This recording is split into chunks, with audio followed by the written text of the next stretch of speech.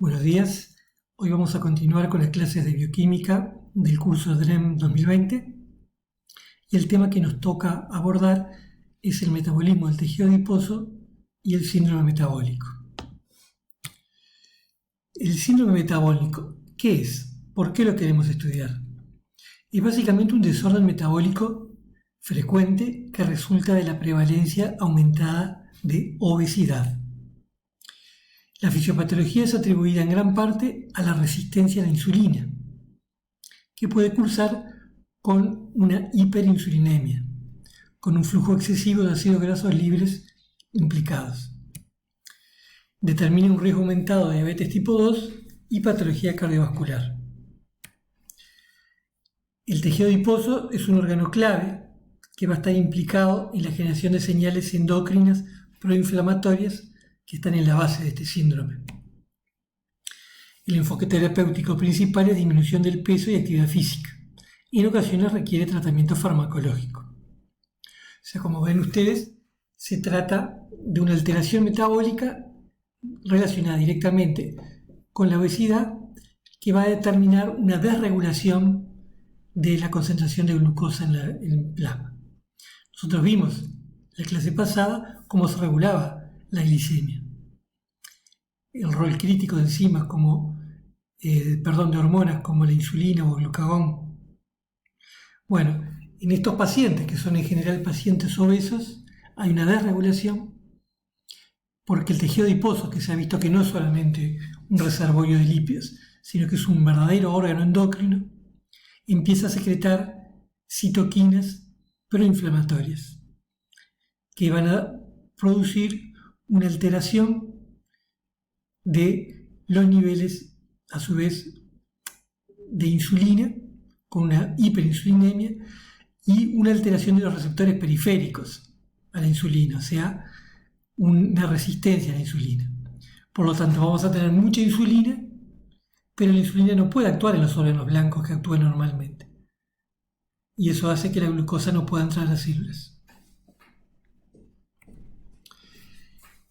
¿Cómo surgió esto del síndrome metabólico? Bueno, tenemos que remitirnos a estudios del siglo pasado, donde ya se veía que la obesidad era un problema de salud, ¿verdad? Se había visto que la obesidad podía causar mortalidad precoz. Pero ¿cuál era la paradoja que se veía? Que en general las mujeres eran, en esa época, promedialmente más obesas que los hombres. Sin embargo, vivían más. Esa era la paradoja. Entonces, para tratar de resolverla, se propuso que no había que mirar tanto la obesidad global, sino la distribución de la obesidad, que no es lo mismo la localización de la grasa en cualquier lado. Y se veía que la diferencia entre el hombre y la mujer era la distribución de la grasa. La obesidad del hombre tiene que ver más que nada con la obesidad abdominal. Y se vio que la localización de la grasa abdominal era un factor de riesgo cardiovascular y de muerte. Por lo tanto, se entró a valorar como un parámetro importante medir el diámetro de la cintura abdominal como factor de riesgo coronario. Ya en este siglo se determinó que para poder hablar de síndrome metabólico tenía que haber un criterio clínico fundamental que era la obesidad central, o sea, la obesidad abdominal, que en los hombres es más de 94 centímetros y en las mujeres más de 80 centímetros. Y además de tener obesidad, o sea, no todas las personas que tienen obesidad central tienen un síndrome metabólico. Para tener un síndrome metabólico, además de la obesidad central, había que tener 2 de estos 4 factores de riesgo.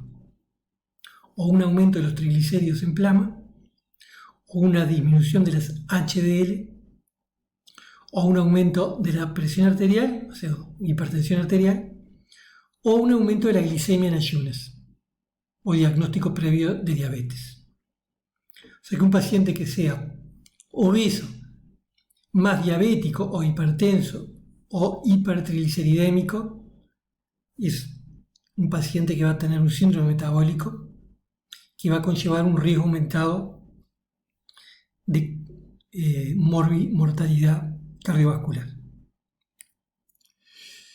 Entonces, los mecanismos bioquímicos que participan en el síndrome metabólico, tenemos una serie de factores que son muy importantes, pero básicamente lo principal es que vamos a encontrar resistencia a la insulina, dislipemia, intolerancia a la glucosa, factores prohipertensivos, factores protrombóticos, proinflamatorios.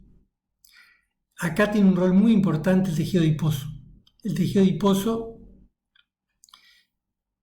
de la persona obesa es un tejido adiposo hipertrófico, es un tejido adiposo enfermo que produce factores proinflamatorios y disminuye la producción de citoquinas antiinflamatorias, como la adiponectina. O sea, el tejido adiposo normal produce mediadores antiinflamatorios. La adiponectina es muy importante. En cambio, el tejido adiposo enfermo o hipertrófico del paciente obeso tiene niveles disminuidos en la producción de adiponectina. Otra característica es, además de la resistencia a la insulina, vamos a tener resistencia a la leptina. La leptina es otra citoquina que produce el tejido adiposo, que de alguna forma ayuda a la insulina, vamos a ver, en su acción hipoglucemiante. Y se ha visto que estos pacientes, además de tener resistencia a la insulina, tienen resistencia a la leptina. Después vamos a ahondar un poquito en esto.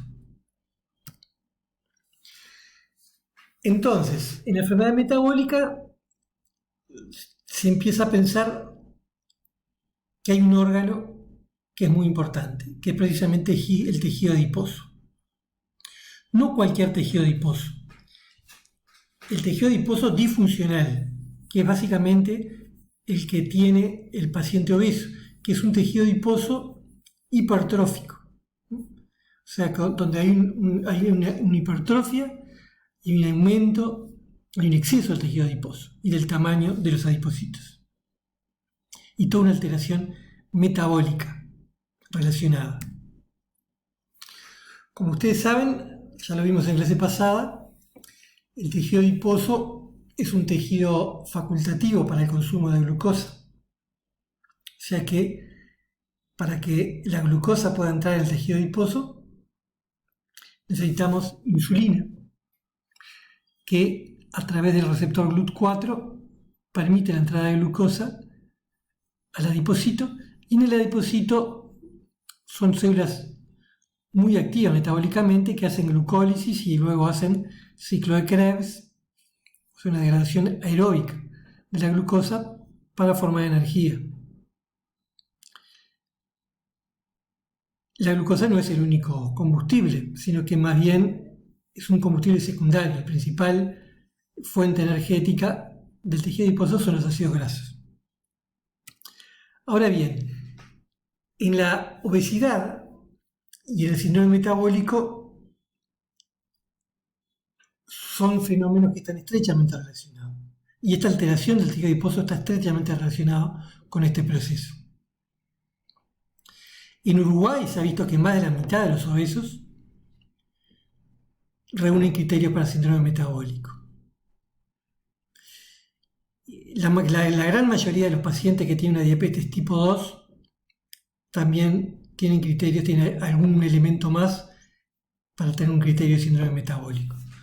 Como ustedes saben, hay dos tipos de diabetes, la tipo 1 y la tipo 2. La tipo 1 es la insulino dependiente, o sea, son los pacientes cuyo páncreas no secreta insulina, que en general debutan muy jóvenes o en la niñez, y esos habitualmente son pacientes flacos. En cambio, el diabético tipo 2 es un adulto, en general debuta después de la adultez o el adulto mayor, y debuta con la diabetes tipo 2 en general después de ser obeso, o sea, relacionado con la obesidad. Y tiene que ver con que precisamente el páncreas es capaz de secretar insulina, pero hay una resistencia a la insulina, ¿verdad? Ya que con el pasar de los años los receptores se desensibilizan, entonces puedo tener una hiperinsulinemia, un exceso de la producción de insulina, pero esta no puede actuar a distancia. En los órganos blancos, en los que utilizan GLUT4 para transportar glucosa. Por lo tanto, voy a tener una hiperglicemia crónica, porque esta glucosa no puede entrar en los órganos insulinodependientes. Pero más grave que esto, se ha visto en el Uruguay que un 30% de los niños obesos tienen síndrome metabólico. Este es un fenómeno relativamente nuevo. Para empezar, la obesidad en niños es un fenómeno bastante nuevo, que tiene que ver con el tipo de dieta occidental, obviamente, con la mala alimentación, la mala nutrición y el sedentarismo asociados.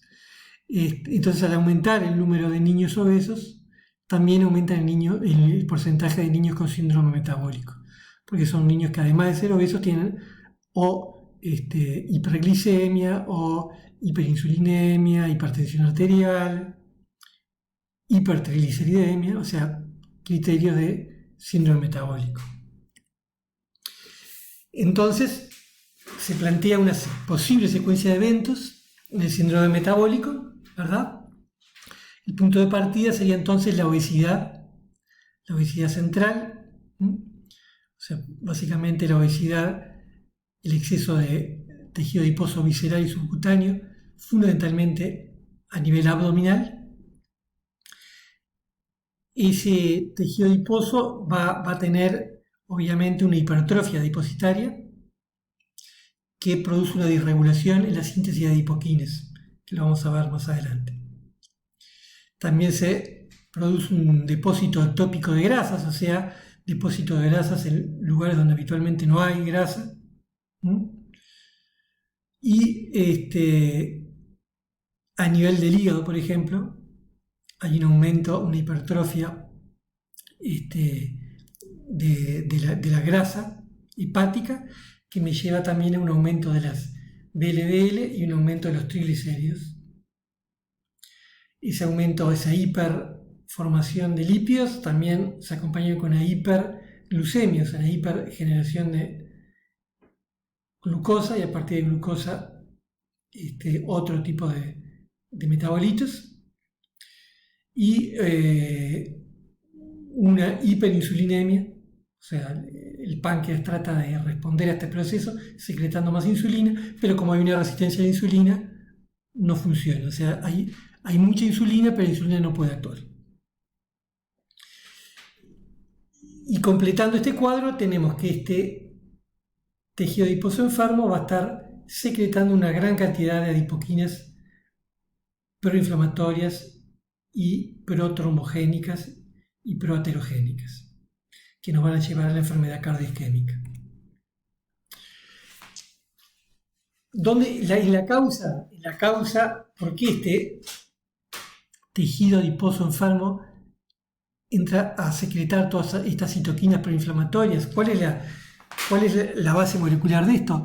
Bueno, se ha visto que este tejido adiposo enfermo está sometido en general a un estado proinflamatorio, como que estuviera en una inflamación crónica. Y esta inflamación crónica tiene mucho que ver con el estrés oxidativo. Es un tejido sometido a estrés oxidativo, entonces se generan radicales libres del oxígeno y del nitrógeno que producen procesos de lipoperoxidación, o sea, atacan ácidos grasos insaturados y producen la iniciación de la lipoperoxidación, que luego se propaga para formar hidroperóxidos lipídicos, aldehídos y otros productos de la lipoperoxidación. Eso va rompiendo la estructura de los ácidos grasos a nivel de las membranas de los adipocitos y va produciendo cascadas de oxidación que me va alterando toda la función normal de esos adipocitos. Entonces estos adipocitos, en vez de formar citoquinas antiinflamatorias, que es lo que hace el tejido adiposo normal, empiezan a generar adipoquinas proinflamatorias. Por supuesto que esto tiene ejemplos muy concretos que determinan el aumento de la aterosclerosis. Hay una relación muy directa entre obesidad, estrés oxidativo y aterosclerosis. Y esto es porque los pacientes obesos no solamente tienen una hipertrofia del adipocito con un aumento de esta lipoperoxidación, sino que también tienen una dislipemia. Y esta dislipemia tiene que ver con los procesos de oxidación de la LDL que me lleva a la formación de la placa de ateroma. O sea, este mismo ambiente proinflamatorio que se observa en el tejido adiposo hace que las LDL a nivel circulante, en vez de estar intactas, en vez de estar nativas y ser reconocidas por el receptor normal de las células y ser endocitadas, ¿verdad? Que es el mecanismo normal de captación de colesterol, de transporte de colesterol, por las células. Estas LDL, en vez de ser nativas, son oxidadas, ¿verdad? Por este ambiente oxidativo, por radicales libres del oxígeno, radicales lipídicos, especies derivadas del nitrógeno también. O sea, estamos hablando de superóxido, peróxido de hidrógeno, peroxinitrito, dióxido de nitrógeno, radicales peroxilo. Todos estos oxidan la LDL y esta LDL oxidada ya no es reconocida por el receptor normal, pero es reconocida por el receptor Scavenger, que la mete dentro de las células y que con el pasaje de los años van formando las células espumosas. Las células espumosas no son otra cosa que macrófagos llenos de lípidos, cargados de lípidos. Y estas células espumosas, con el correr de los años también, se van acumulando en el espacio subendotelial y van protruyendo hacia la luz del endotelio, formando la placa ateroma, que me va a ir protruyendo la luz del vaso y me va a producir una alteración, una disminución de la luz que me puede llevar a un infarto de miocardio, por ejemplo, o un infarto cerebral, o donde esté ubicada esta placa. O sea, se produce básicamente una disfunción endotelial relacionada con este estrés oxidativo, esta enfermedad inflamatoria crónica desencadenada por la obesidad. Este ambiente de estrés oxidativo hace que se produzca, ustedes se acuerdan que el mecanismo normal de la vasorelajación arterial tiene que ver con que las células endoteliales generan óxido nítrico, que es el factor de relajación derivado del endotelio, que difunde el músculo liso, ahí activa la guanidinotoxiclasa y produce una vasorelajación dependiente de óxido nítrico. Eso es lo normal, por eso es el EDRF, factor de relajación derivado del endotelio. En el paciente obeso y en este ambiente inflamatorio, además de tener la hipertrofia de los adipocitos, además de tener adipocitos que secretan citoquinas proinflamatorias, además de tener LDL que se oxidan y que son precursoras de la placa de ateroma, vamos a tener una disfunción endotelial por una disminución de la biodisponibilidad del óxido nítrico, que en lugar de ir a hacer vasorelajación, va a reaccionar con estos radicales libres del oxígeno, este exceso de estrés oxidativo, para formar otras especies, pero que lo grave acá es que este óxido nítrico no va a estar disponible para hacer vasorelajación. Entonces vamos a tener un aumento de la vasoconstricción, una disminución de la capacidad de la vasoconstricción, de hacer vasodilatación, más vasoconstricción, y eso me va a llevar a un aumento además de la presión arterial. Por eso que estos pacientes además pueden ser hipertensos. ¿Ok? Entonces, este tejido adiposo enfermo presenta estrés oxidativo, ¿verdad?, originando desregulación de adipoquinas proinflamatorias. Entonces es un tejido adiposo que empieza a secretar TNF-alfa, interleuquina 6, o sea, todos los factores, todas las adipoquinas proinflamatorias que ustedes conocen. Por eso hoy en día se habla de la obesidad como una enfermedad inflamatoria crónica, donde el tejido adiposo está inflamado todo el tiempo, secretando citoquinas proinflamatorias. Este tejido adiposo hipertrófico correlaciona con un estrés oxidativo, con producción de radicales libres del oxígeno, por distintos mecanismos. Uno de los más importantes es la activación de la NADPH oxidasa en membrana, en los macrófagos, que produce ese estallido de radicales libres. Y además, la obesidad siempre vamos a tener hipertrofia de los adipocitos, que se asocia a insulinoresistencia por alteración en el receptor de la insulina. Es el otro factor importantísimo. O sea que la insulina no puede actuar a nivel del receptor. Hay una alteración del receptor. El exceso de ácidos grasos libres circulantes, que es otra característica del síndrome metabólico, termina no solo en tejido adiposo hipertrófico, sino en depósitos ectópicos de grasa, en órganos donde normalmente no hay, como el hígado, el músculo esquelético, cardíaco, páncreas, etc. ¿Ok? Entonces vamos a hablar ahora de las adipoquinas, o sea, cuáles son estas citoquinas que secreta el tejido adiposo en condiciones normales y cuáles son las que se secretan durante la obesidad y que están en la base del síndrome metabólico. Hay distintas citoquinas que genera el tejido adiposo. Básicamente hay dos principales, que son la leptina y la adiponectina. Son secretadas entonces por el tejido adiposo, ¿verdad? La leptina básicamente tiene dos funciones muy importantes. Uno es que me aumenta la sensibilidad a la insulina, o sea, me facilita de alguna forma que la insulina pueda actuar a nivel de los órganos blancos que tiene, que es el músculo esquelético, el músculo cardíaco y el tejido adiposo, y a través de los GLUT4 permita que la glucosa pueda entrar a las células. O sea, facilita la acción hipoglucemiante de la insulina. La otra función beneficiosa que tiene la leptina es participar en la disminución de la ingesta.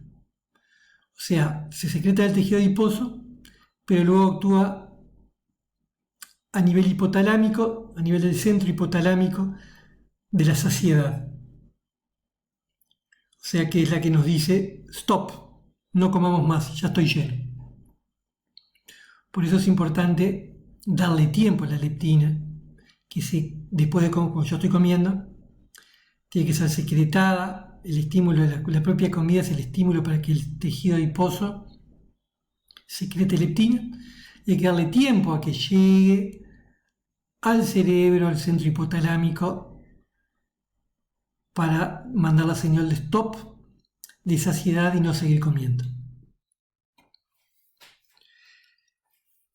La otra citoquina importante del tejido adiposo normal es la adiponectina, que básicamente es una citoquina antiinflamatoria.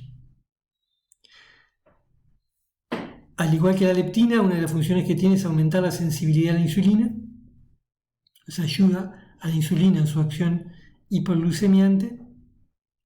Eso lo hace a nivel del músculo, también a nivel hepático. Y tiene un rol muy importante antiaterogénico, antitrombótico, antiinflamatorio. Es una adipoquina antiinflamatoria. Esto es el tejido adiposo normal. Este es el adipocito normal. Ahora, ¿qué pasa en la obesidad? En la obesidad tenemos esta hipertrofia del tejido adiposo, entonces se altera todo esto. Por un lado, vamos a tener una secreción, el tejido adiposo enfermo empieza a secretar citoquinas proinflamatorias, que habitualmente no secreta. Por ejemplo, el angiotensinógeno, que, como ustedes saben, es un precursor que produce hipertensión arterial y alteración de la fibrinólisis. Por otro lado, citoquinas proinflamatorias se empiezan a secretar, como el TNF-alfa, la interleuquina 6, la resistina, que además de una acción proinflamatoria per se, producen un aumento de la resistencia a la insulina, ¿verdad?, que impide que esta insulina pueda actuar a nivel muscular, impida la entrada de glucosa a través de los GLUT4. Por lo tanto, el efecto es una hiperglicemia. O sea que se comporta como un macrófago en este sentido, un macrófago activado, el adipocito, secretando citoquinas proinflamatorias. Vamos a hablar un poquito de la adiponectina. La adiponectina es habitualmente sintetizada por el tejido adiposo blanco, presenta 247 aminoácidos, pesa 30 kilodalton, tiene un dominio globular, que ustedes ven aquí, un péptido señal, un dominio de unión al colágeno.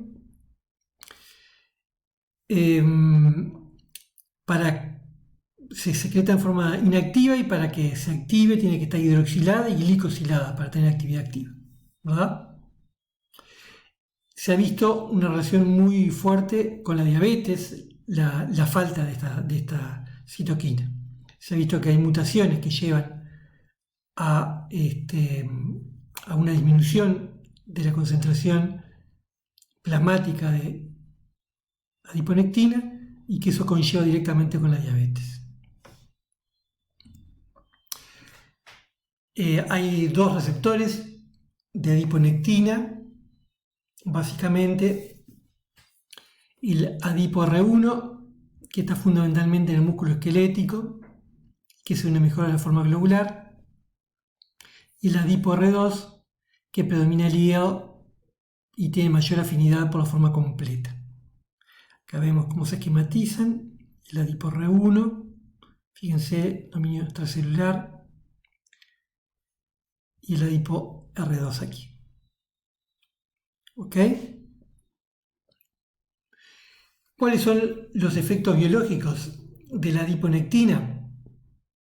Bueno, básicamente tiene efectos beneficiosos en el metabolismo lipídico,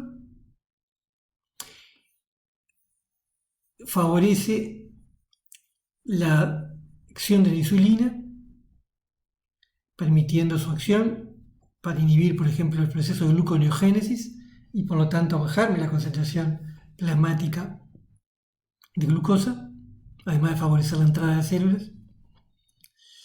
Se ha visto que en pacientes que tienen obesidad y tienen una atrofia importante lipídica, en estos pacientes se ha visto que la insulina es capaz de revertir esa resistencia a la insulina. Así que puede tener un rol terapéutico para el tratamiento de la obesidad. Afecta directamente el hígado, tiene una acción hepática de inhibir la neoglucogénesis. Ustedes se acuerdan que la neoglucogénesis es el principal sitio de formación de glucosa hacia el hígado. Se ha visto que tiene un efecto hepatoprotector en la enfermedad del hígado alcohólico y no alcohólico. Se ha visto que tiene un rol antiaterogénico que protege la injuria vascular y efectos antiinflamatorios. ¿Ok? O sea que todo esto tiene que ver con esta acción que tiene la adiponectina, favoreciendo la degradación a nivel del tejido adiposo de las grasas, disminución de los triglicéridos musculares, favoreciendo la utilización de glucosa, disminución de la actividad lipasa hepática, aumento de la HDL, o sea, todas acciones metabólicas a nivel hepático, a nivel muscular, para favorecer su acción biológica. Estos son experimentos muy interesantes. El modelo de obesidad, este es el modelo que usamos nosotros en el laboratorio, de ratas o ratones OB, que le falta, son ratones que le falta el receptor de la leptina. Entonces, al no tener receptor de leptina, no se llenan nunca. O sea, yo les decía hoy que la leptina es importante para el centro de saciedad, para que yo tenga sensación de saciedad a nivel hipotalámico y pare de comer. Este es un modelo donde se manipula genéticamente al animal para que no tenga receptor para la leptina y por lo tanto comen todo el tiempo. Por eso es que han nacido obesos. Esto es comparado con un tamaño normal. Y es un modelo que se utiliza para estudiar la obesidad. y se ha visto que hay una relación inversa entre el nivel de adiponectina y la grasa corporal. O sea que cuanto mayor obesidad, menor nivel plasmático de adiponectina. Fíjense esta gráfica acá, adiponectina en función del tiempo. Acá están los controles que tienen niveles mucho más altos de adiponectina que los obesos, que son mucho más bajos. Y es una situación interesante que es reversible. O sea que si yo a este animal obeso le inyecto, le voy dando adiponectina, podemos ir logrando que pierda el peso y que los niveles de adiponectina vayan aumentando. O sea que eso es la base un poco de poder utilizar la adiponectina para el tratamiento de la obesidad. También se ha visto a nivel de la dislipemia que es capaz de la adiponectina de corregir los trastornos de los que yo les hablaba al principio, el aumento de la hipertrigliceridemia o el aumento de la LDL o la disminución de la HDL. Todos estos procesos son corregidos por la adiponectina. En el músculo, la adiponectina es capaz de estimular la beta-oxidación, ¿verdad? Tiene una relación inversa con las LDL y triglicéridos y positiva con la HDL. O sea, mayor adiponectina voy a tener más HDL. Y se ha visto que el TNF-alfa inhibe promotores activos, o sea, reduce la expresión y la secreción de adiponectina. O sea, todo lo que sea un ambiente proinflamatorio, como por ejemplo la activación por TNF-alfa, todo lo que desencadene un ambiente proinflamatorio me reduce la expresión y secreción de adiponectina. Y esto es lo que pasa precisamente en el tejido adiposo enfermo, donde ese ambiente proinflamatorio hace que el tejido secrete menos adiponectina. ¿Ok? O sea que lo que hace básicamente la adiponectina a nivel metabólico es aumentar la oxidación de los ácidos grasos en el músculo de los ratones obesos. Por eso es que tiene estas acciones protectoras. También se ha visto el modelo de aterosclerosis. Es otro modelo de enfermedad que también tenemos nosotros en el laboratorio que estudiamos, que son ratones ApoE-. Así que tienen desarrollan básicamente, hay dos modelos, el ApoE- o el ApoB-, que son ratones que desarrollan placas de ateroma con el tiempo, ¿verdad? Y se ha visto que estos ratones que tienen placa de ateroma, cuando uno les administra adiponectina, disminuye el tamaño de las placas, o sea, uno puede revertir la formación de placas de ateroma.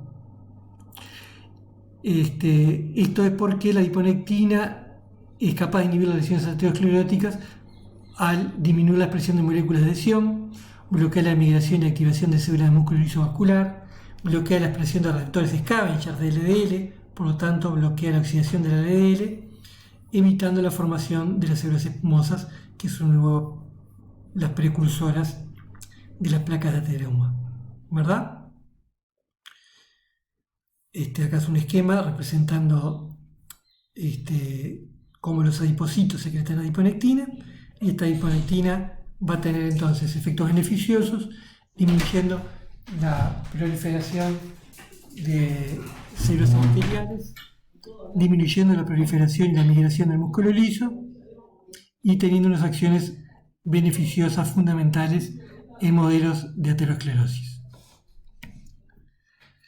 Desde el punto de vista de la relación que tiene la adiponectina con la insulina, tenemos que la adiponectina básicamente va a inhibir la resistencia a la insulina.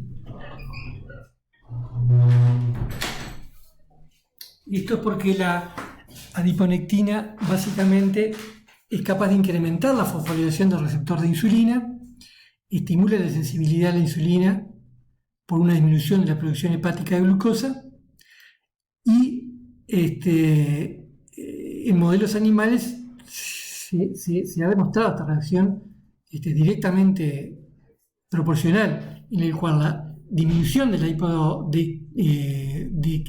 disminución de la concentración de adiponectina en el plasma produce resistencia a la insulina, o sea que produce una hiperinsulinemia.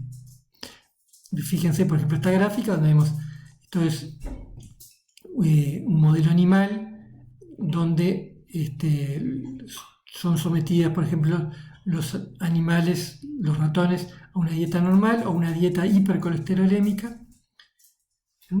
Fíjense que en la dieta hipercolesterolémica vemos una gran resistencia a la insulina.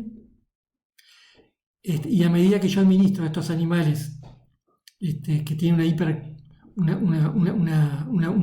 aumento de la resistencia a la insulina debido a la dieta rica en grasas, si a este mismo modelo yo le voy agregando adiponectina, vemos cómo va disminuyendo la resistencia a la insulina en forma progresiva. O sea que se puede también utilizar para el tratamiento de la resistencia a la insulina, de la hipercolesterolemia, de la hipertrigliceridemia. Lo mismo con respecto a la diabetes. Se ha visto que hay una relación genética muy clara entre el desarrollo de la diabetes tipo 2 y los niveles bajos de adiponectina en plasma. O sea, los tejidos adiposos que no secretan adiponectina, que son precisamente una disminución de la secreción debido a la obesidad, o sea, ese tejido adiposo, ese adipocito hipertrófico que no es capaz de secretar niveles adecuados de adiponectina, desarrollan diabetes tipo 2. Y a veces el tema del huevo o la gallina, ¿no? En general, la diabetes tipo 2 se relaciona con la obesidad. Entonces, ¿qué es lo que es primero? Bueno, en general, lo primero es la obesidad, o sea, esa obesidad hace que disminuyan los niveles de adiponectina y eso conlleva la diabetes tipo 2. Los pacientes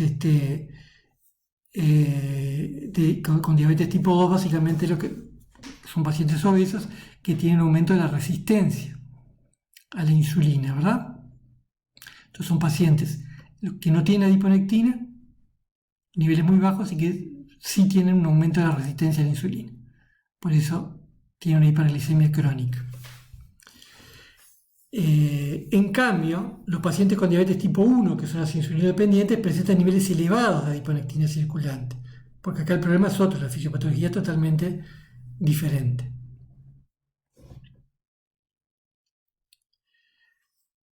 Con todo esto, obviamente que es muy atractivo plantear la adiponectina para el tratamiento de la obesidad y del síndrome metabólico. De hecho, hay drogas que se están utilizando, muchas en modelos animales y algunas están también en humanos, que son básicamente las tiazolodindionas, que lo que hacen es estimular los niveles de adiponectina, la formación de adiponectina por el tejido adiposo y los niveles plasmáticos de adiponectina, y disminuir la formación de TNF-alfa y otros mediadores proinflamatorios del tejido adiposo. Se ha visto que mejora la sensibilidad periférica a la insulina, que inhibe la gluconeogénesis y que inhiben también la concentración de ácidos grasos circulantes. ¿Ok? Acá está un poco el esquema que resume todos los efectos de la adiponectina a nivel hepático, músculo liso, tejido adiposo.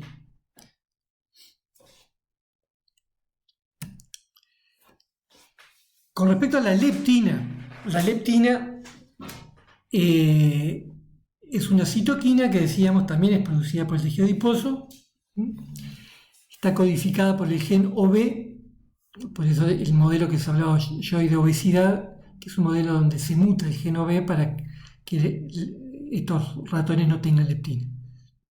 Y al no tener leptina no pueden parar de comer, porque la leptina tiene mucho que ver con la saciedad. Es un péptido glicosilado de 167 aminoácidos, ¿verdad? Tiene 4 alfa hélices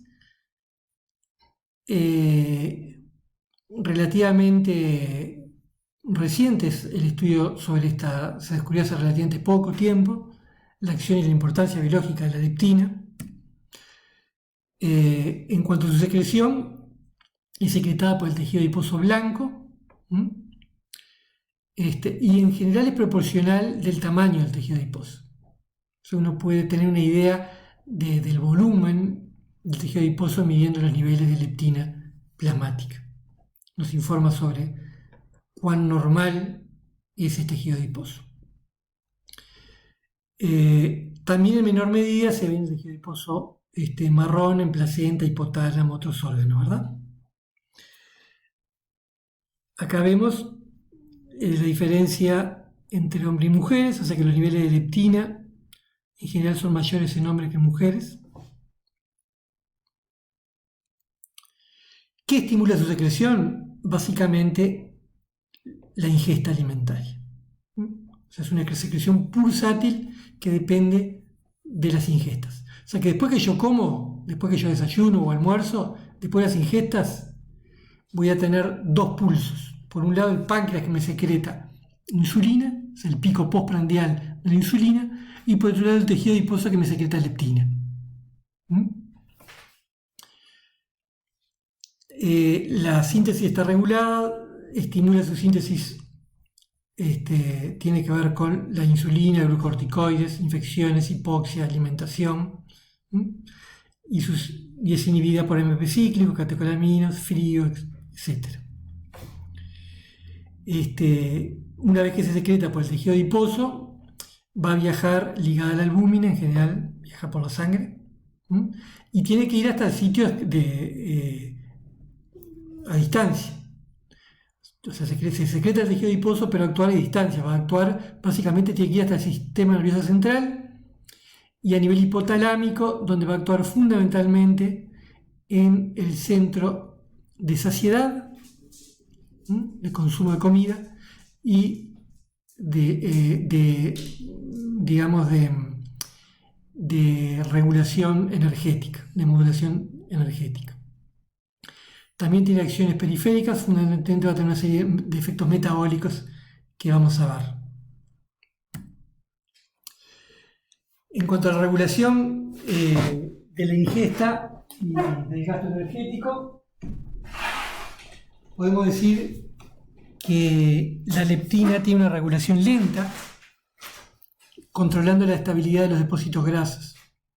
Participa en el control del balance energético. Su activación inhibe la ingesta, o sea que produce una pérdida del apetito, y activa el gasto energético, o sea, produce una pérdida de grasa. Por eso tiene que tener que ver con favorecer el adelgazamiento. La leptina pasa al sistema nervioso central, atravesando la barrera hematocefálica, ¿verdad? A través de su sistema transportador mediado por OBRE soluble, que le permite llegar al líquido cefalorraquídeo. Y el órgano blanco involucrado en esta función es el hipotálamo. Tiene varios núcleos involucrados en el control de la alimentación y de la homeostasis de la energía, ¿verdad? Que son los que están representados en el esquema. ¿Qué acción tiene? Bueno, tiene una acción fundamental en el metabolismo lipídico.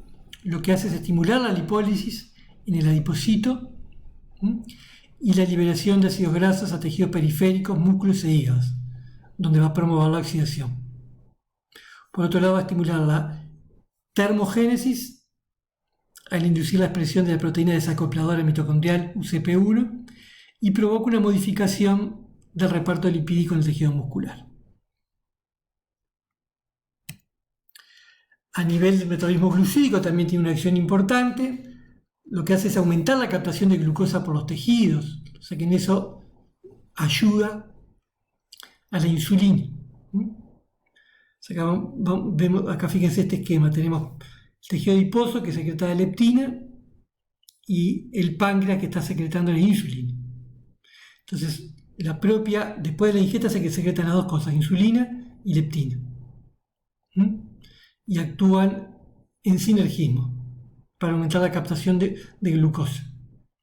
A su vez, cuando se secreta la leptina, hace un feedback negativo sobre la secreción de insulina para que no se genere de forma descontrolada la producción de insulina. Este es un mecanismo de retrocontrol, ¿verdad? A nivel de la célula pancreática beta, inhibiendo la secreción de insulina. Los niveles de insulina plasmática y la resistencia a la insulina se asocian con concentraciones elevadas de leptina. O sea, cuando yo tengo ese tejido adiposo hipertrófico que empieza a secretar demasiada leptina voy a tener una resistencia a la leptina. Y por lo tanto, vamos a tener también una resistencia a la insulina. O sea que un paciente obeso puede tener niveles muy elevados de insulina y niveles muy elevados de leptina, pero no funcionan bien ni la insulina ni la leptina porque los receptores periféricos están desensibilizados. En modelos animales de obesidad genética se ha visto que la administración de leptina puede normalizar la hiperglicemia y la hiperinsulinemia, o sea que puede tener un efecto beneficioso al igual que el que tenía la adiponectina. ¿Ok? Otras acciones importantes de la leptina tiene una actuación a nivel de la angiogénesis, ¿verdad? Actúa sobre las células endoteliales, estimulando la proliferación y diferenciación de las células hematopoietéticas, eleva la presión arterial, a pesar de la pérdida de peso y el aumento de la sensibilidad a la insulina. Por eso es que el déficit de leptina puede provocar hipotensión arterial. El exceso de leptina por obesidad tiene que ver con la hipertensión arterial también, que se observa asociada a la obesidad, o sea, en el síndrome metabólico. También tiene acciones en el sistema inmune, tiene acciones en el sistema reproductor, bueno, todo esto lo pueden leer. Una serie de acciones beneficiosas. Entonces, como tiene acciones beneficiosas, igual que la adiponectina, el problema es cuando hay una disfunción de la leptina, que es lo que ocurre, por ejemplo, en la obesidad y en el síndrome metabólico. Pueden haber causas genéticas, a veces hay un déficit de leptina genética, ¿verdad? Que puede incluir defectos en el transporte, defectos en la síntesis, alteraciones a nivel del receptor o por receptor, una señal hipotalámica reducida, o sea que además de en un paciente obeso, por más que uno piense en que la obesidad es la causa de esta disfunción, puede haber siempre algún factor genético asociado que hay que estudiar. Se ha visto una deficiencia congénita en humanos y los síntomas son apetito veloz, voraz, digo.